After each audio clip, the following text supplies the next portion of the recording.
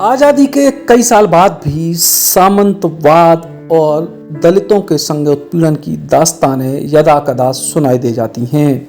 महोबा में दलित दूल्हा को घोड़ी पर चढ़वे से रोकवे और दलित महिला ग्राम प्रधान को कुर्सी से उतारवे की घटनाओं के बाद अब दलित बटाईदार किसान को दबंग ने पांव छूबे की शर्त पे ही बटाई को अनाज देवे की बात करी और जब उन्हें मना करे सो गाली गलौच भई और विवाद भाव।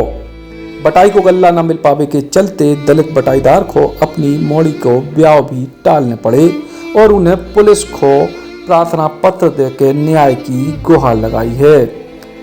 मिट्टी के चूल्हा पे खाना बना रही जा 21 साल की मौड़ी आरती है जो सामंतवादी सोच और विचारधारा से परेशान है। गरीबी है, मेहनत मजदूरी करके पूरे परिवार को खर्चा चलत तो और यही वजह से आरती के पिता बाबूराम वर्मा ने चंद्रशेखर राजपूत नाम के व्यक्ति के संगे मिलकर करीब 12 बीघा जमीन को बटाई पे ले रखी। तो अच्छी मेहनत भई सो फसल अच्छी भई, गेहूं और चना की बढ़िया पैदावार भई, लेकिन बढ़िया पैदावार को देख के दबंग साझेदार की नीयत बदल गई और अनाज के बंटवारे पे रोक लग गई। ऐसे में दलित परिवार की बिटिया की शादी रुक गई। घर में अनाज और बाकी पैसन की कमी के चलते बीते 26 अप्रैल को तय भई जा शादी टूट गई।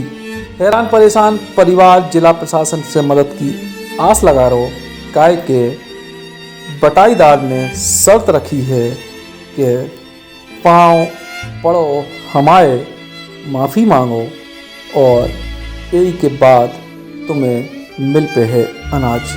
सर बहुत मजबूरी है, क्या करें, लेकिन 12 तारीख को कतरा था तो 13 तारीख को मतलब आए थे। इन लोगों ने मम्मी पापा को गाड़ी दी थी, वो भागे आए थे, बोल रहे थे हमें नहीं देना जा। फिर भी इन्होंने बोला कि मतलब कह रहा तुम्हारे पापा आएंगे वहाँ पढ़ेंगे जब देंगे। फिर भी हमने अपने पापा मम्मी को बोला कि तुम गल्ला के लिए बोलो। उन्होंने बोला हमसे, उन्होंने ये बोला कि चलो ठीक है गल्ला बांट दें, लेकिन फिर भी बोल रहे हमारे पास टाइम नहीं है। अब हमारे पास जब हमारे पास टाइम होगा हम खुद बांट देंगे। तो मैंने को बाबा जो अलग तो हम भूखन मर जाएंगे, हमारे पास कौन से इतना है आखिर इतनी रईस तो है नहीं कि हम मतलब अपना गुजारा कर सके। लेकिन बोल रहे कि हमें नहीं देना है और क्या बोल रहे थे वोटिंग खुल जाने दो 2 तारीख को और जब तुम्हारा गल्ला बांटेंगे तो इनकी वोटिंग हो गई। फिर मतलब गाली गलौज देने लगेगी, इन लोगों ने हमें वोट नहीं दिया, जितवाए नहीं, जाओ हमें तुम्हें गल्ला नहीं बांटे। हमारे पापा मम्मी को गाली रोज सुबह शाम देता है। इनका एक लड़का है जयकरण, उसको ज़्यादा गालियाँ नहीं देता है। हाँ बोल रहे थे इनकी मतलब जो मिलिट्री में उनसे बोला था हमारे पापा ने कि चाचा हमारा गल्ला बंटवा। तो बोल रहे थे कि नहीं और उनकी कोई गलती नहीं थी और आप लोगों की गलती है तो आपको पूरे घर को पैर पड़ने पड़ेंगे जब हम गल्ला बांटेंगे। तो हमने यही बोला था कि किस बात के पैर पड़ेंगे, हम अपनी हक की लड़ाई तो ले रहे हैं, कौन मतलब कोई का वो ले रहे हैं क्या कि तुम हमें दे रहे हो। तो बोल रहे थे नहीं जब तक पैर नहीं पड़ोगे और जब तक हम दे। इसी वजह से हमने फिर इसके बाद रिपोर्ट की 7 तारीख को। पुलिस नहीं आई, लोगों ने पैसा भर दिए, वो लोग नहीं आए, आ जाए। आज के बाद उन्होंने मतलब बातें आती कि कह रहे कि जितना वो दे रहे तो उतना क्यों नहीं ले। ऊपर से वो हम लोग को झमा रहे थे कि मतलब आप लोग ले नहीं रहे हो।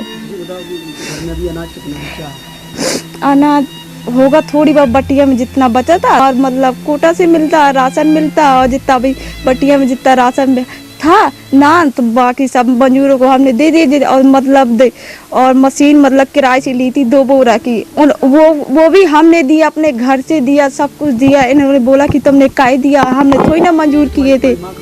हमारी मम्मी काम करने के जाती है, गुम्बों का काम करती है, मजदूरी का काम करती है, बाहर यही मतलब काम करती है। पापा किसानी करते हैं। अच्छा, घर परिवार का जैसे खाते पीते हो कैसे चलता है? क्या करे, एक लोग कमाने वाला जैसा चलता है अपना गुजारा चला लेते हैं। अगर सरकार का राशन नहीं मिलता तो हमारा तो कोई गुजारा भी नहीं था, कोई देने वाला भी नहीं, वो देने के लिए राजी नहीं थे। यस सर, शादी होनी थी वो भी कैंसिल हो गई। बोल रहे थे कि अब जब गल्ला ही नहीं है तो शादी कहाँ से हो जाएगी। इन बेटियों के पिता यानी मूल किसान बाबूराम वर्मा अपनी बिटिया के ब्याह के लाने बर पक्ष से आए संदेश को देख के फूट फूट के रो रहे और कह रहे कि हमारी बिटिया की शादी एक बिल नहीं 2 बिल टूटी। अगर हमें बटाई को अनाज मिल गया हो तो तो परिवार के हालात भी आज ठीक होते और बिटिया के हाथ भी पीले हो गए होते। लेकिन तमाम शिकायतों के बाद भी अभी तक न्याय भी नहीं मिले और अनाज भी नहीं मिले। मुझे तकलीफ हो रही थी कि मैंने साहब खेती करी थी, उसके चंद्रशेखर राजपूत के साथ में एक बंजर ज़मीन थी, वो झड़वानों की 17-18 बीघा करीबन ज़मीन थी। और साल भर हम उसमें 2 पत्नी और हम लगे रहे, 2 जने पति पत्नी दोनों उसमें मेहनत की। और ये सब लोग जब खेत कतलाई हो गई, मतलब गेहूँ कट गया थ्रेसर से चना, तो साहब हम जब हमने बांटेगा कहो तो बोले ऐसा है अभी नहीं बटेगा ये, अब तुमको पाँव पड़ना पड़ेगा। मैंने क्यों पाँव पड़े? बोले रे पाँव पड़ेगा परे चमड़ा, अगर पाँव न पड़िए तो गला न मत दपन। और बहुत डर जान दे, फिर वो के बाद दिखिए तो कितना नेता ही। तो मैंने को नेतागिरी का, मैं तो खेती में दूर उम्र का बच्चन के साथ में हमने कटाई करी था। और इन लोगों ने जो तो गला नहीं दो, मैं तो परेशानी में शादी कैंसिल हो गई। तो मेरी बच्ची की थी शादी, बड़ी बिट्टी आ गई, कम से कम इसकी 21 साल उम्र होगी साहब। शादी होनी थी मुझे 26 अप्रैल का। मैं सब बहुत परेशान है, समय समझ लिया कि हमारी इतनी कष्ट में हम बच्चा पाल रहे हैं, हमने कैसे जिया था साहब, इतनी हमें तकलीफ दी गई। अब गाड़ी बुलाई जिनकी बर वक्त हम साहब ये वाला गेट बंद करके इससे निकलते हैं, साथ में हम लोग पाँव नहीं पाएंगे भैया, पाँव पर निकली नहीं हो पा रही, कैंसिल हो गई सर। अब अनाज कहाँ है सर? वो जो अनाज 2 साल भर की खेती थी तो उसी के आश्रय तो सब कुछ सुधाया था, आज वो भी नहीं हमें मिला। खाते हम इसलिए कि जो राशन मिलता है उसी लिए खाते हैं। कुछ एक जगह हमने और खेती करी थी तो वो हमारे जैसे घर का गल्ला घर की खेती 1.5 बीघा करीबन होगी, उसी की गल्ला से हम अभी तक चल रहे हैं। अब नहीं चल पा रहा हो हमारा कोई, हाँ अब चल नहीं रहा। पर कितना गुजर होता है सब, गल्ला भर तो मिलता है, मान लो चावल मिल गया, उसके बाद तो और लगता है, तेल है पानी का नहीं लगता सब घर में। सबने मेहनत की, सबने कटाई की। अब साहब जब झकरा साफ करे वो हम सब लोग लागे रहे ना, और साहब कटाई में सब लोग लागे, धुलाई सब कुछ किया। जब हम बांटने का समय आया तो एक गाड़ी बुलाई, हमें करने लगा 5 गिनती की बात, बोले सब जने आके 5 पर हो तभी हम गल्ला बांटेंगे। हाँ मैं बच्चे के तभी हम गल्ला बांट पाएंगे तुम्हारा, अन्यथा भी गल्ला नहीं मिलेगा। सब जो जब दमंग लोग हैं, ये ऐसे लोग दमंग ज़्यादा है इसलिए यही करते हैं गरीबों के साथ में। एक के साथ में ऐसा किया था, उसने बटिया पे उसके लिए तो उसकी बड़ाई पे पूरा गोर छुड़ा लिया था इस लोगों ने। यही आदत पड़ी इसकी, नत्थू का हाल ऐसा, नत्थू का हाल उसके साथ ऐसा किया तो गरीब आदमी वो बेचारा वो नहीं उतना कर पाओ, उनको दरोगा ने ऐसे हड़का आकर वह दबा दिया था। जो भी हो गया बेटा वही आदत इसकी आज भी है। अभी कई बार कहा कि अरे मैं तो दे चुका हूँ, गली चला था ऐसे खुना नहीं कर रहे थे जी, आए थे तो उनने भी हमको डांटा। अभी निकल के गए, 1 घंटा आए थे और डांटा भी, वो कह रहे थे सवेरे आना वहीं थाने में, हमको डांटा था। तो हमको किस मध्य में डांट रहे, हम तो मर रहे हैं अपने मारे भूखे प्यासे। बोले नहीं तो जो देते हैं वो ले लो। तो मेरे को ऐसे कैसे साहब ला लेने, तबला 16-17 बीघा के फसल है, वो जो अपने मन का नहीं है हम अपने मन का लाए भी तो ऐसे भूखे मर जाए साहब। तो हमें ये पसंद है, यही कहा था मैं मर भी पसंद है, सब जने मर जाए साहब एक दिन। हकीकत अगर न्याय नहीं मिले तो एक दिन आप ये बाबू राम का पूरा परिवार एक दिन देखना कैसे मरेंगे।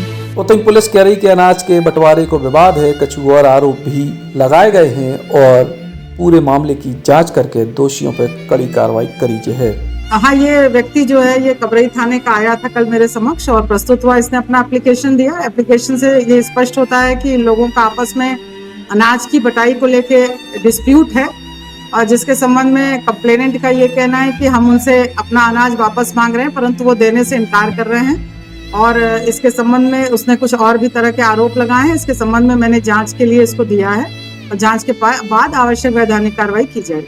जो मामला सामंती विचारधारा को होवे या फिर दबंगई को, लेकिन एक गरीब आदमी अपने परिवार को पालवे और अपनी बेटियों को ब्याह कर भी खिलाने परेशान तो हो ही रहो है। महोबा से इरफान पठान, बुंदेली पहुंचार खिलाने।